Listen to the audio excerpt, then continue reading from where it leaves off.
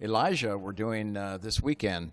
And exciting. It's going to be in English. Mendelssohn following in the footsteps of Handel and Bach. Well, it was written for the Birmingham Festival, actually. So it was first premiered in the UK, in England, actually, in Birmingham. So yes, that was his first performance. So that's why we go with this tradition.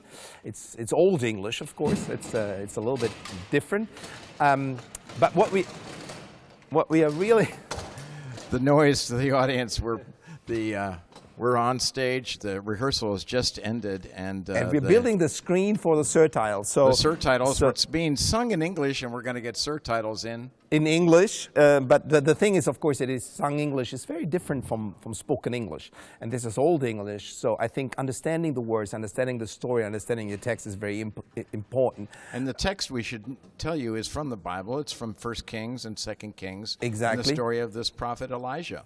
The reason I programmed Elijah at this moment is because we are celebrating 500 years of Martin Luther's Reformation, the 95 Theses on the Church of Wittenberg. Basically, the first revolution. 500 years ago. 500 years. It was a revolution. It was a revolution because Martin Luther was not only fighting the church, but the church was the government. And if you really think about the 95 Theses of Martin Luther, are the backbone of the American Constitution and the Bill of Rights and all what followed after that in terms of defining what actually freedom is and what needs to change. The freedom of expression, the freedom of religion, the freedom of speech, all of this didn't exist. And Martin Luther was a revolutionary here. We're celebrating this with a piece, Elijah, that unifies actually all religions. Elijah was a prophet that is very important for Jews, for Christians, but also for Muslims. A very important unifying force amongst the prophets. And speak about Mendelssohn. And Mendelssohn himself. Was born to a Jewish family, and yet is baptized as a Protestant. This is also, I think, to be seen. First of all, it was a lot of, even my family, I have family from Leipzig, they converted during that time, like the Mendelssohn, the Sack family. I mean, I have no exact dates for that, but that's for sure what happened. And what happened with a lot of families in Germany especially, that they converted, and most likely becoming Protestant, not Catholic. Protestant was seen as also the religion of enlightenment, and I think this is what also Martin Luther is starting, because by translating the Bible into the local language, he gave the people the chance to understand what is really written and to read the word, and that's the most important thing, to be able to understand and not being, told what they have to understand. And from a historical standpoint, the audience needs to know that to even have seen the written Bible and be able to read it was heretical. It was just not done before. Martin Luther put his foot down, and others sacrificed themselves. Even importing into England the Bible in this period could result in your death. Exactly. Certain death. So if you think about it, it's a huge celebration, and I'm actually kind of astonished how little this big anniversary is celebrated in the United States, which is probably one of the largest, one of the nations with the most Protestants in the world. I mean, I'm pretty sure about it, actually. There's a majority of Protestant Christians in the United States. That's definite versus Catholics. But again, it also embraces Catholics. I mean, because Elijah is part of what we all believe. He's a rebel. He is a revolutionary himself, and Mendelssohn music really reflects this.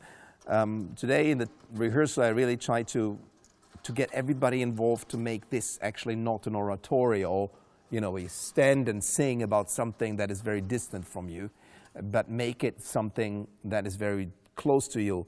And basically, it's an opera. It's very dramatic. It's very personal.